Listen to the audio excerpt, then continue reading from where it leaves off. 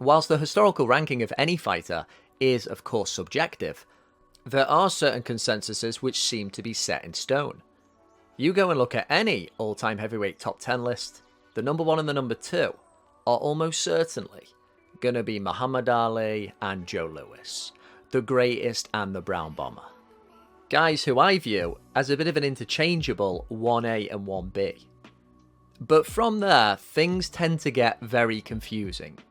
From 3 to 10, it's all over the place.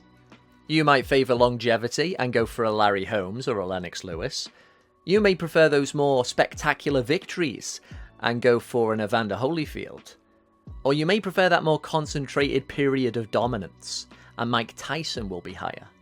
Now, in terms of something approaching a consensus for that third spot, I've already mentioned 2 of them, Lennox Lewis and Larry Holmes, both very valued for their long reigns. But we'll also see George Foreman pop up a lot. Those amazing destructions against Frazier and Norton, and the manner in which he was able to come back at such an advanced age, technically become lineal champion, and still remain so competitive at the world level, was a special achievement. But one of the guys who I haven't mentioned yet, and who gets a lot of criticism for a number of reasons, is going to be my pick, my punt to say he deserves that third spot. He is, of course, the Brockton Blockbuster Rocky Marciano. Now, when I talk about the criticisms thrown at this guy, I think a lot of it stems from that simple truth of him having an undefeated record. And for a lot of people, an undefeated record simply means that you haven't fought the best guys, or you simply haven't encountered good enough guys to warrant a super high ranking. If we just look at the very greatest fighters of all time pound for pound, of course, they have all shipped losses. And so right off the bat, you can kind of treat Marciano's record with a little bit of suspicion. And then we look at the man himself. Not even 5'11". Tiny little arms. I think he hasn't got the same reach as Naoya Inoue at the moment. Crazy. And then he's often got this kind of dopey look on his face in the ring. You've got these legends of how he'd apologise if you didn't hit him with the jab. Was this guy unskilled as well as being small? And that brings us to his opponents, which for a lot of critics is their main ammunition in trying to put holes in the Marciano legacy. They say he fought old little men. But for me, this leads to a contradiction, which I am now going to lay out. Now, this opinion stems from the fact that when The Rock dethroned Jersey Joe Walcott in '52, Walcott happened to be the oldest ever heavyweight champion up till that point at 37. And he then defended against aging former light heavyweights Ezra Charles and Archie Moore. The problem, though, is that we all know Marciano was a killer puncher. There is the video evidence. There are the statistics to back it up. We know he hit like hell, with the left hook as well. And all 3 of those guys, go check the post-fight photos, went through hell with The Rock. You cannot do that if you're this old little guy, which is what you're really trying to say, is brittle and diminished. Now, some of these fights qualified as Ring Magazine's Fight of the Year, because of what the opponent brought to the ring that night. Brought to the Chamber of Truth. Why do you think Anthony Joshua's victory over Vladimir Klitschko is often still considered his best? And I'm part of that camp. It's because of what Klitschko brought on the night. What he said to Joshua, look, you've got to overcome this. Off the stats, it's like we've got a 41-year-old, he hasn't fought in 18 months, last time he got beat by Tyson Fury. None of that is good. But we have to pay attention to what happens in the ring. And it's the same situation with Marciano. And along with being one half of bitterly contested, excellent fights, The Rock was often one half of rematches that deserved to happen. The first Walcott fight was so good, it deserved a rematch. The first fight with Ezra Charles was so good, it deserved a rematch, and they both got one. Now, one rematch, going by the rankings of the time, you look back and think, well, maybe we could have swerved that one and gone for somebody more deserving. But there was a lot of integrity in giving Roland Lastaza a rematch in 1953, having been given a very tough close fight back in 1950. Now, in that rematch, La Starza encountered a much improved fighter and was battered absolutely all over the place before being stopped in the 11th. But what was nice about that? Nothing nice about it for La Starza, who apparently bone chippings were found in his arm, so the story goes, was that there was a bit of a crease there in the Marciano resume, because some people thought La Starza deserved to get that decision. So The Rock just goes, okay, and he irons out that little crease. It makes me think of Tyson Fury against Otto Wallin. Now, nobody's shouting for a rematch. I don't think there's anybody who really felt Wallin beat Fury. But it was a close fight. And if Fury was doing his job now as an active champion, that's the kind of guy we'd be happy to see him rematch. Just to remind us and go, look, there's the golfing class. There you go. Put him back in his box as a champion's supposed to, and you carry on. Now, in reference to those other contenders who were ranked higher, we are mainly talking here about Cuban heavyweight Nino Valdez. He was a big guy for the time, 6'3", 6'4", broad shoulders, good victories over the likes of Ezra Charles. There was a window to make that fight, but it never quite came off. I think it's kind of a point of curiosity for critics because they wanted to see how The Rock dealt with a more capable big man, although he had fought some bigger guys earlier in his career.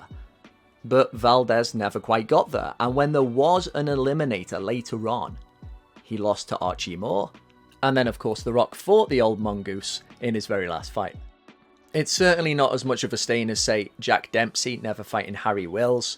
Yes, we know there were race problems there, but ultimately he didn't fight that outstanding contender. And it's really no worse than Larry Holmes not getting around to fighting WBA champ Greg Page.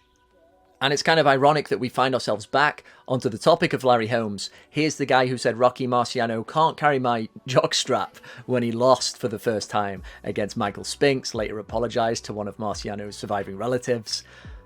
That officially made him 48-1 instead of equaling The Rock's 49-0. But while Larry Holmes does win in terms of how long he was a champion, how many defenses he made, you start to get a less impressive reign the further you go along and the more past prime Holmes is. He wasn't able to finish people like an aging Brown Bomber. You get to his last defense, and he very arguably loses against Carl the Truth Williams. You look at certain classic Larry Holmes fights, like his title-winning effort against Ken Norton, and that very entertaining defense against a very informed Tim Witherspoon, and there's just this lingering sense of unfinished business. The kind of business that The Rock would have finished, probably with a big concussion.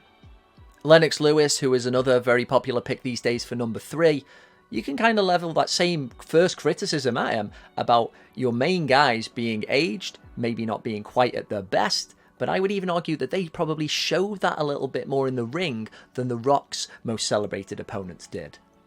And of course, while in defeating every man you ever fought certainly goes a long way in righting wrongs, it can never fully pardon getting one-shotted twice. That didn't happen to any other heavyweight great.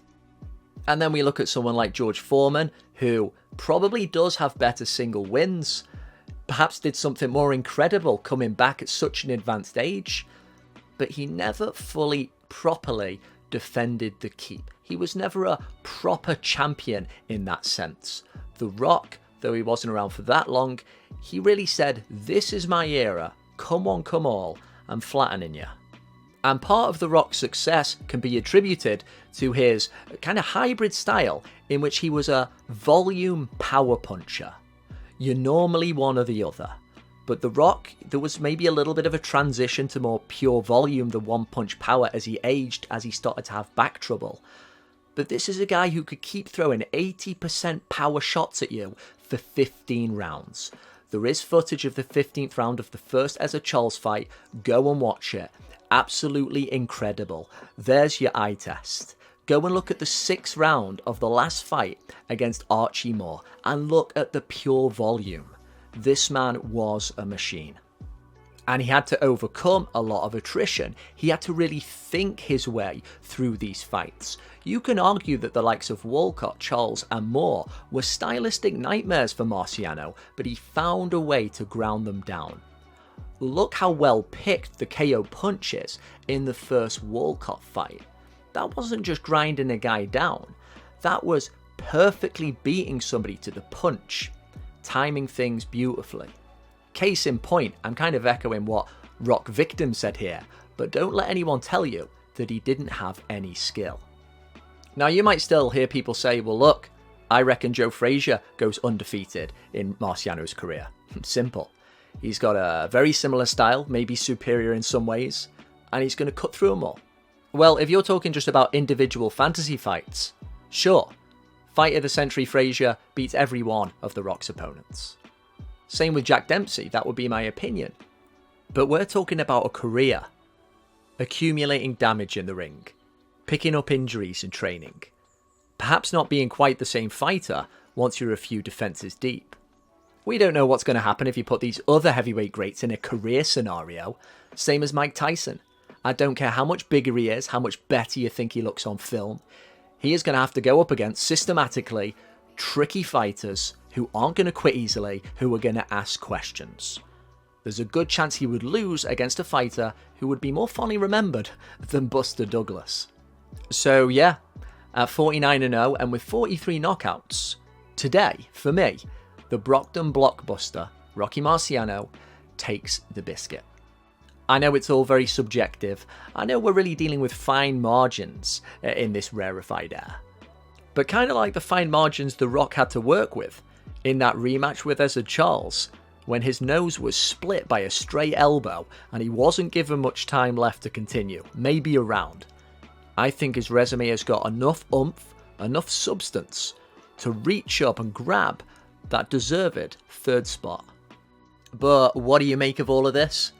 What do you think of my case for The Rock at number 3? Do you disagree? Probably. What are your criticisms? And just what is your top 10 heavyweight list of all time?